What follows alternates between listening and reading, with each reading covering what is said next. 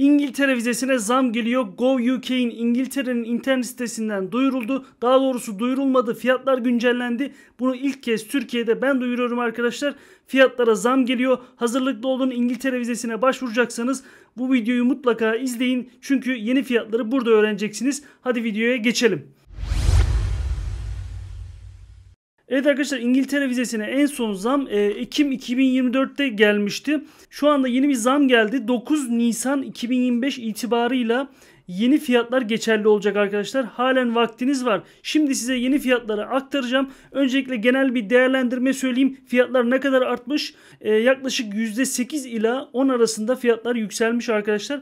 En yüksek zam oranları uzun vadeli vizelere gelmiş ve yatırımcı vizelerine gelmiş. Bunların hepsinden bahsedeceğim. Buna karşın öğrenci ve çalışma vizelerindeki artış daha sınırlı gözüküyor arkadaşlar. Şimdi size Gov.uk'in internet sitesini göstereyim. Bakın, Home Office, Immigration and Nationality Fees. Bunlar İngiltere dışından yapılan başvurular için. Sadece Türkiye'ye gelmedi, tüm dünyadan yapılan başvurulara arkadaşlar zam geldi.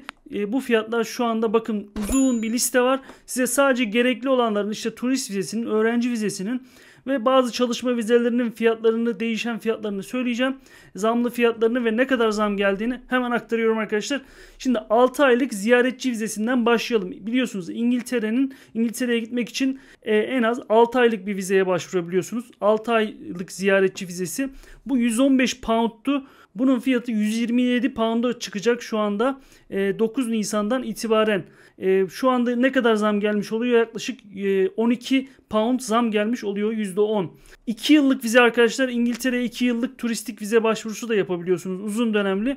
Bu 432 pound'tu. Şu anda 9 Nisan'dan itibaren 475 pound'a çıkacak. Yaklaşık 43 pound zam geldi.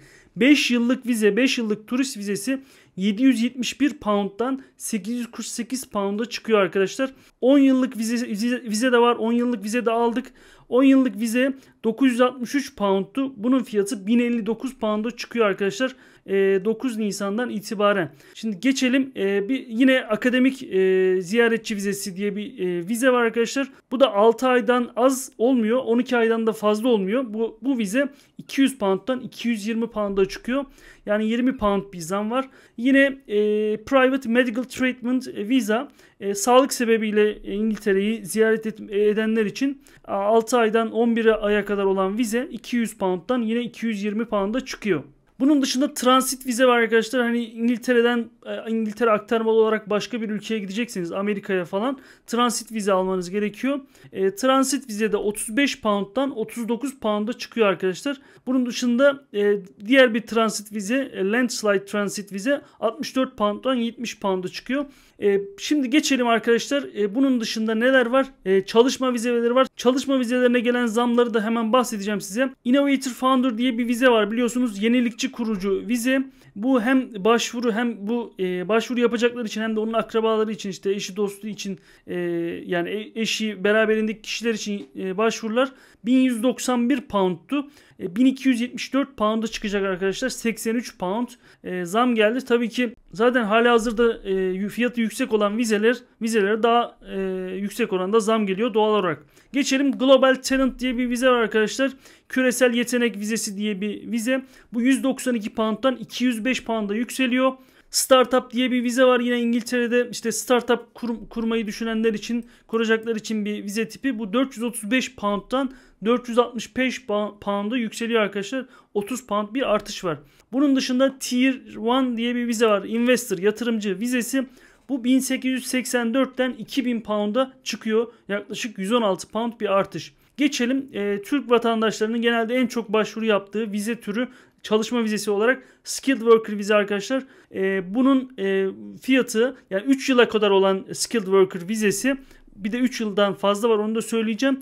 3 yıla kadar olan Skilled Worker viza 719 pound'dan 769 pound'a gidiyor.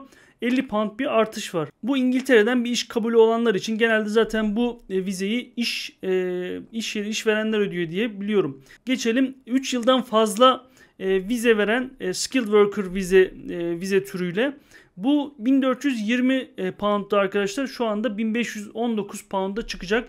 Yaklaşık 100 pound, 99 pound bir artış var bu vizede. Geçelim öğrenci vizesine arkadaşlar. İşte yüksek lisansla, işte lisansla veya işte lise için İngiltere'ye gittiniz diyelim. Bunun vize türü 490 pound'tu. Bu vize şimdi 524 pound'a çıkacak arkadaşlar. Yaklaşık bir 15-20 gün içinde. Bir başka vize türü Short Term Student Studying English Language for More Than 6 Months diyor. 11 aya kadar olan öğrenci vizesi, yani 6 aydan 11 aya kadar olan öğrenci vizesi. Dil okuluna işte gitmek isteyenler için, dil okuluna gitmek isteyenler bu vizeye başvuruyor. Bu vizenin fiyatı da 200 pound'dan 214 pound'a çıkıyor arkadaşlar. 14 pound'luk bir artış var. Evet arkadaşlar, sizin işinize yarayacak genel olarak bilmeniz gereken vize artışları böyle. Diğerleri işte çok detaylı farklı vize türleri. Bunların tüm hangi vizeye ne kadar zam geldiğini öğrenmek istiyorsanız ben linki aşağıda bırakacağım. Oradan Policy Paper'a ulaşabilirsiniz. 19 Mart'ta güncellenmiş. Henüz daha dün güncellenmiş. Ben size hemen aktarıyorum arkadaşlar. Henüz hiçbir yerde duyurulmadı bile. Şimdi şu anda halen zamsız başvuru yapma şansınız var. Bildiğiniz gibi premium hizmetler var. Bazı premium hizmetler işte priority vize gibi, öncelikli vize gibi. Bunlarda artışa gidilmedi. Herhangi bir artış yok arkadaşlar. Şimdi gelelim hangi vize türleri daha avantajlı. Kısaca bundan da bahsedeyim. Kısa veya uzun süreli mi almak mantıklı? Nasıl yapayım diye soranlar oluyor sürekli. Şimdi eğer İngiltere'ye sık sık seyahat edecekseniz, işte bir akrabanız, bir şeyiniz varsa veya çok seviyorsanız arkadaşlar, daha uzun süreli vizelere başvurarak maliyeti düşürmüş olursunuz. Bu zamlardan kurtulmuş olursunuz. İmkanınız varsa sırasıyla tabii 6 aylık vizeyi aldıktan sonra, her zaman onu tavsiye ediyorum. 6 aylık vizeyi aldıktan sonra 2 yıllık, yani sırasıyla olmayabilir. Eğer maddi durumunuz iyiyse direkt 5 yıl veya 10 yıla da başvurabilirsiniz. Ama dediğim gibi daha uzun sürelere başvurmak daha sizi maliyet açısından kurtarıyor. Ben şunu merak ediyorum, bunu bilenler cevaplasın. İngiltere'ye kıyasla Avrupa ülkelerinin vize ücretleri, Schengen ülkelerinin ücretleri nasıl? Bunu biliyorsanız yorumlarda siz değerlendirin arkadaşlar. Başvuru nereden yapılıyor onu da hemen söyleyeyim. Gov.uk'in internet sitesinde, yani bu İngiltere'nin e-devlet gibi bir sitesi. Ben onun linkini de hemen bu videonun altına bırakacağım. Oradan başvuruyu yapıyorsunuz arkadaşlar. Ayrıca onunla ilgili de başka bir videom var. Başvurunun nasıl yapıldığını o videomdan izleyebilirsiniz. Ayrıca ben başvuru formu nasıl doldurulur, işte nelere dikkat etmeniz gerekiyor, bunların hepsini kanalımdaki videolarda anlattım. Farklı videolarda onları izleyebilirsiniz. İngiltere vizesine başvururken ek ücret alınıyor mu? Vize ücreti dışında başka bir ücret yok. Eğer vize belgelerini kendiniz online olarak yüklerseniz arkadaşlar, ama online yüklemeyi tercih etmiyorsanız, yok ben belgeleri elden götüreceğim, yüklemeyi bilmem diyorsanız arkadaşlar, bunun da bir ek maliyeti var.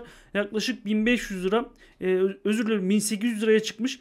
1800 lira belgeleri elden götürmek için ek ödeme yapmanız gerekiyor. Ama online siz başvuruya gitmeden önce, randevuya gitmeden önce belgeleri online yüklerseniz ek bir ücret yapmıyorsunuz. Ek ücretlerden tabii kaçınmaya çalışın. Vizeyi nasıl alırım? Red almak istemiyorum. Bunun için de ayrı bir videom var. O videomu izleyebilirsiniz. Vize reddinden kaçınmak için neler yapmanız gerekiyor? Nelere dikkat etmeniz gerekiyor? Hepsinden bahsettim arkadaşlar. Unutmayın, başvuruları zamdan önce yapmak istiyorsanız 8 Nisan'a kadar başvurunuzu yapın. En azından randevunuzu alın. Randevu alırsanız zaten ödemeyi yapmış oluyorsunuz ve zamsız bir şekilde başvurmuş oluyorsunuz arkadaşlar. Eğer İngiltere vizesine kendiniz başvurmaya cesaret edemiyorsunuz arkadaşlar, bana Instagram'dan benimle iletişime geçebilirsiniz. Tarhan Medya'yı takip edebilir ve bana özel mesajdan yazabilirsiniz. Ben danışmanlık da veriyorum. Oradan birlikte başvuru yapabiliriz. Siz bu zam hakkında ne düşünüyorsunuz? İngiltere vizesine başvurmayı düşünüyor musunuz? Yorumlarda belirtin arkadaşlar. Ayrıca bu videoyu ilk benden duyuyorsunuz. Lütfen bu gibi şeylerden haberdar olabilmek için kanalıma abone olun. Bildirimleri açın. Bir başka videoda görüşmek üzere. Teşekkür ederim.